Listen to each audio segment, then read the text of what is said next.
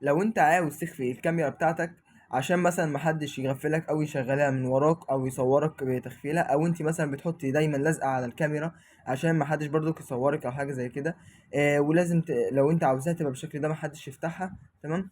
كملي معايا الفيديو للاخر. اول حاجة، انت لازم تظهري العلامة دي او الايقونة دي عشان تخفيها. اول حاجة تقوم دايسة على اعدادات، بعد كده تقلبي للاخر، تدوسي على حول الهاتف، بعد كده تقوم دايسة على معلومات البرنامج، بعد كده يجيلك رقم الإصدار دي، تقومي دايسة عليها كتير كده. أنا عشان مفعلها فمش هيكون موجودة عندي عادي. بعد كده تقوم خارج، تقوم دايس على خيارات المطور، بعد كده تقلب كده شوية هتلاقي إطارات مطور الضبط السريع. تمام.